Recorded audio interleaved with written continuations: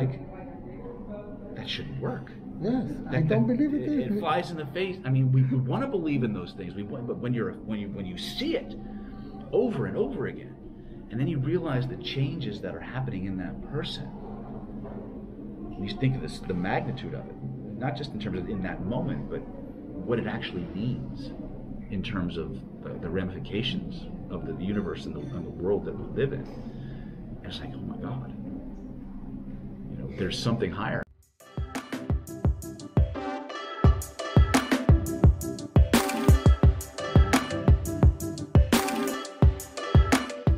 שלום וברוכים הבאים אל החלק השני ברעיון עם דיוויד סניידר. הרעיון הזה נערך בקפריסין במהלך הסדנה מדהימה שבה אני השתתפתי בחודש מאי 2019 בלרנקה. והפעם דיוויד סניידר מפרט איך ה-NLP הלכה למעשה באמצעות התובנות שלו והחידושים שלו מגיע לכלל יישום פשוט מדהים עם תוצאות מעוררות התפעלות. הנה הוא, David, please. I believe it's also talent. Well, I think I came into this world with a certain set of potentials that through life experience and choices, I had the opportunity to develop. Certainly, other people have those potentials. I think we all have those potentials, but I think this work calls you. I don't think it's something you choose, Rami. Yes. I don't think you choose it. I think it chooses you. I really believe that. And I think the people that show up come in for what they think are the most important reasons. And as they get those needs met, the deeper reasons and the deeper path that they're on becomes apparent to them, and they know they're in the right place. And I think that's not because of the money. No, because it's not enough. It's money. our community, and I call us the anti-cult, because we teach you all the cult-busting technology so you don't get sucked into things that are not useful for you. But by and large, you'll see that the people here are very heart-centered. They're fun-loving. They're usually, well, hopefully this group won't prove me wrong, but usually we're a pretty playful bunch. And you're going to find that that's one of the secrets to being powerful with NLP. Whether you're learning the classical school from Richard or Tad, or Matt James or any or Michael Stevenson, some of the big names out there, Tony Robbins, the secret is in playfulness. Even if you're familiar with, you're probably familiar with Chris Voss's work, yes, of course. Right? 31 people who are playful, 31% smarter, more creative, more adaptable, and they create that same level of compliance in their counterparts. It's tactically stupid not to be playful, right? But we understood this even before those statistics came out, and that's one of the big things. NLP is extraordinarily powerful, but the problem is it's powerful because when you utilize an NLP technique, if you're not playful, if you're not softening what you're doing, we'll talk about softeners and pre-frames in the training, you'll understand it. If you're not softening, when you hit somebody with an NLP language persuasion technique, they don't know what you did, but they know you did something. Yes. And the very fact that they know you did something creates a condition in them known as psychological reactance. They know you're persuading them, they know you're doing something, they don't know what you did, but they know you did it, and so they just push back. But I'm gonna bet that's why you're so successful. It's the level of empathy and interaction that you get, intimacy that you give to the clients. Yes. That's the single biggest factor in most healing modalities, is the level of empathy on the part of the therapist. Yes. And that's one of the problems, and one of the things that's actually missing from a lot of the NLP training is this empathy. It's very clinical, it's very cerebral, there's a lot of dissociation in the NLP world that the training installs in people that you have to break if you want to actually tap into the power of it. So this no one can teach you. This is also your we teach talent. Yes. Oh, this will be great for me. We'll teach it because it's you have to take the things that work and then you have to integrate it with that organic side, that heart-centered neurological side. And the way you do that is to get people out of the books. Wow, it's teachable. To get people, it's teachable. Oh, I have to see It's that. teachable. Let me put it this way. It's learnable. Okay. It's learnable. A lot of people who come in, a lot of the people who come into my training, they're numb from the neck down. They're all in their heads. The first day and a half of training is all about getting you back into your body. back into tapping into the energy and the intelligence, the information that your body is processing every second of every day, and learning how to use those pathways, those primordial pathways that evolved before your cognition ever developed. There's information pathways and levels of intelligence the body is processing pre-consciously that have been around for millions of years, but because of our society and our socialization, they've largely gone to the well below the surface of what we can access. So a lot of it is getting you to remember those channels again. And once you do, now everything you do with your words has amplitude, it has force to it. Okay. And that's what it's about. I understand. Right? Once I can engage with your neurology and synchronize, and I'll literally take people and I'll hold them by the hand or touch them on the arm, and I'll bend my knees and their knees will bend. I'll bend over, they'll bend over. And then I'll take the same person, I'll push them and I'll pull them. You've seen it. Yeah. And I'll do it with anyone. You can do it if you understand how to get back into your body, tap into that field of proprioceptive awareness that you have, and then expand it to include the other person, where you can feel their center of gravity and merge with it. That's what we call kinesthetic rapport. And when you have that, now everything you do with your neurology. How do you know that you engage the point? You'll feel it. You feel it. It's a feeling. It's a feeling. You'll hear in every video, everything human beings do comes back to feeling. So you are feeling when is the right moment that he's yours. Yeah. You conquered because it. there's no longer you and him. Yes. There's just us. Okay. That we keep talking about. Yeah, this right? is what you're all the time. And that's the magic. Literally, if there were a magical part to what we're doing.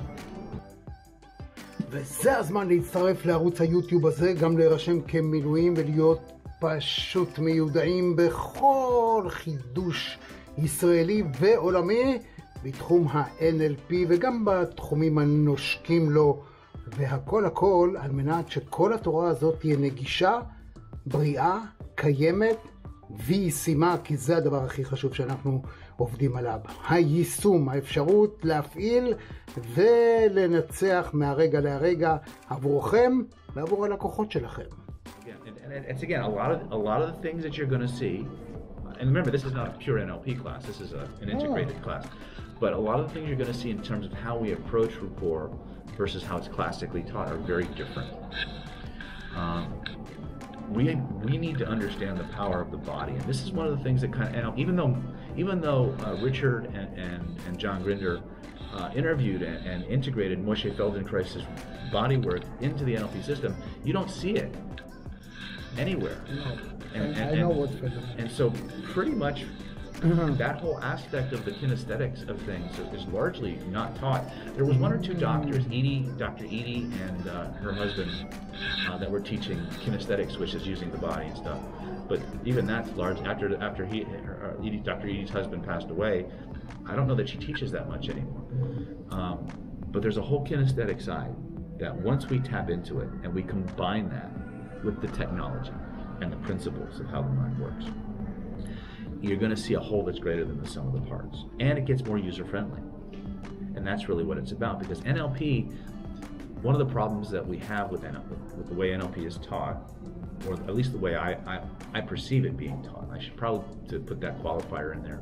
There's a lot of things that I see in the NLP world that actually that slows people down, and really inhibits them from going out and being playful with this. It literally programs. The vast majority of people I've seen with NLP get programmed into a fear of making a mistake. You know, and they become a slave to the principles. And because a lot of times those principles are very confusing to begin with, got to be a kick-ass hypnotist. Because all NLP is just you shouldn't say this, you're going to show this in Israel. Yes. It's an advanced form of hypnosis. It's just an advanced form of hypnosis. What we've done with it is we've taken that foundation, that idea that NLP is an advanced form of hypnosis, and we've combined it with this holographic model, which makes it more of an energy psychology, vibrational process as well. And that's where you start to see profound, and you'll see it. I don't know how much time you're going to spend with us, but you'll see if I bring somebody up. As more as I can. You'll see when I bring somebody up half the time I do a technique, they'll break out in a sweat, they'll twitch all over. You've seen it on video, yes. right?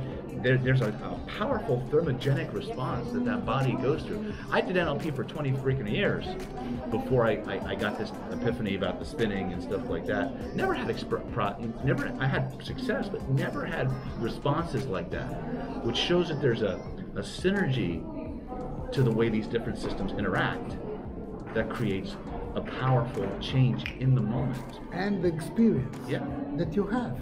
This is what I said. You are not the same as you were in the first day. No. You are really a magician. Whoever I showed him your videos, they are really astonished. Because I've seen things in you that I don't know if you know about yourself, because I've never seen I rarely go back and review my videos, so you've probably seen things about me I haven't figured out yet. I think that shouldn't work.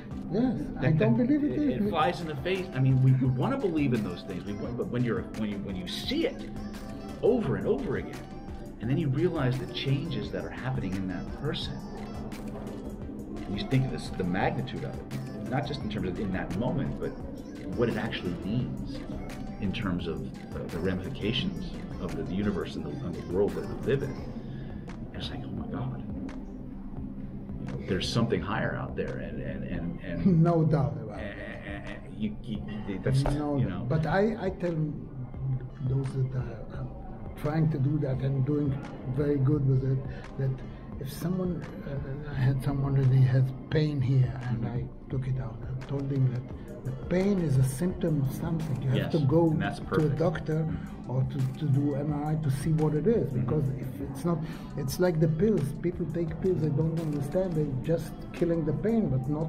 Right. Afterwards, it might be worse. So this is something that has to be taught, I think. People have to know, no? Yeah, I think so. I think, and a lot of doctors and a lot of people are using the technologies now. About 4 or 5 years ago, I had an emergency room doctor from La Jolla come in, and he came in. He learned the spinning technique. He'd seen it. He'd heard about it, but he was actually standing next to me when I was taking somebody's headache away. And he was his mirror neurons got so involved in the process, he had a headache too. It went away.